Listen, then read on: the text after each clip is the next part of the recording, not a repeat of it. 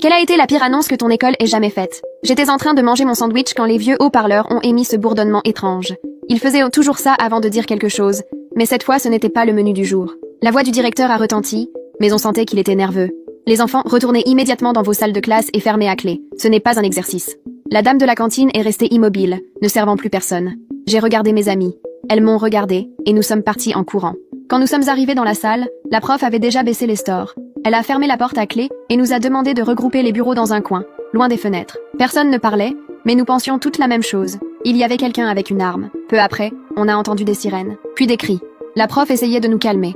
Elle disait que c'était peut-être une erreur, mais ses mains tremblaient. Elle n'arrêtait pas de vérifier ses emails, comme si c'était une émission en direct. Soudain, un bruit sourd a retenti dans le couloir, comme si un objet en métal était tombé. Certaines ont commencé à pleurer en chuchotant que c'était juste dehors. Je le croyais aussi. J'ai vu la prof, et pour la première fois, je l'ai vue pleurer. Elle s'est assise avec nous, a pris dans ses bras les plus jeunes, et nous a dit que tout irait bien. Mais ensuite, elle s'est relevée et est allée directement vers l'ordinateur portable. Quelque chose a changé parce qu'elle est devenue pâle. Elle m'a regardée et a demandé s'il y avait une Paula Ramirez dans la classe. Tout le monde me regardait comme si j'avais fait quelque chose de mal. Elle m'a demandé de m'approcher, et elle m'a chuchoté si j'avais quelque chose à moi dans la salle. Je lui ai dit seulement mon sac à dos.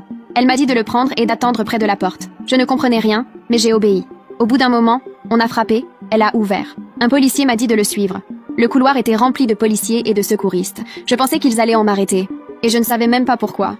Si vous ne voulez pas attendre la suite, vous pouvez regarder l'histoire complète sur ma chaîne YouTube. Cliquez simplement sur partager, puis sur le lien YouTube ici sur mon profil, ou recherchez la chaîne Master Edit sur YouTube.